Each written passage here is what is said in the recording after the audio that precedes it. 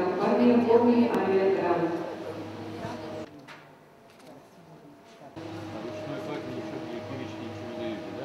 У вас же ноутбук.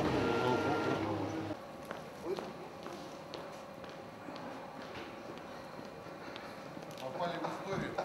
Улыбайтесь. Вас снимают. Сюда, сюда, пошел. Так, подождите, вы не торопитесь. Да. Сначала за битвину хотел. Говорят, что шампанское надо будет сдавать в багаж. Здравствуйте,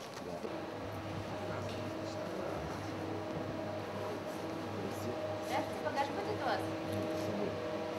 Что у вас с тобой? Вот эта сумочка, да?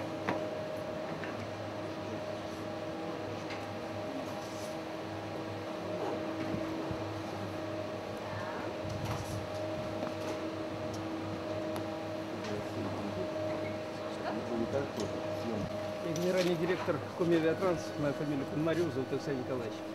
Вот так получилось, что вы стали 10-тысячным пассажиром. Серьезно, да? Серьезно. Повезло. Который летит. А я думаю, по поводу чего это меня снимает. По поводу вас. Приятно, да. Это наши небольшие сувениры. Так. В ближайшие дни вам доставят сертификат на бесплатный полет на нашей компании.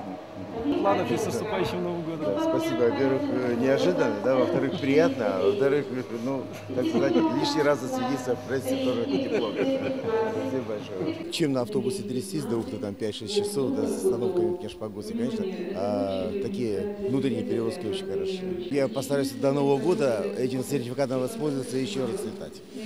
Да. Тоже в Ухту? Ну, сейчас уже в Воркуту, потому что, да, там в Воркуте дела тоже есть. Сегодня летите в Ухту? Сегодня в Ухту, да. А сами-то рассчитывали, когда 10-тысячный барьер преодолеть? Думали, что попозже. Конечно. А сколько вообще Коми Авиатранс уже перевез? Не, ну, считали? нет, вообще, а тут Вообще, очень да. сложно считать по срокам. Это было разные предприятия, это были разные самолеты, разная вместимость. Да? То есть, если бы сегодня летали на 100-местных самолетах, конечно, 10 тысяч это было бы такой проходной вопрос. Часто менялась эта цифра. А когда самолет маленький, то 10 тысяч это уже очень значимо. Насколько востребованы сегодня внутренние авиаперевозки? Так вот, сами считаете, 10 тысяч уже посчитали, что он им нужен. Что в будущем? В будущем продолжение, развитие. Куда-то еще собираетесь отправиться? Собираемся. И не только, надеюсь, что не только на Л-410.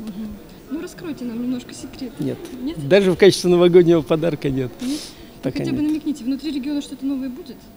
Внутри региона, конечно. То, что Вячеслав Михайлович объявил, это Ижма, Кослан, Троицко-Печорск. Этим будем заниматься, начиная с весны.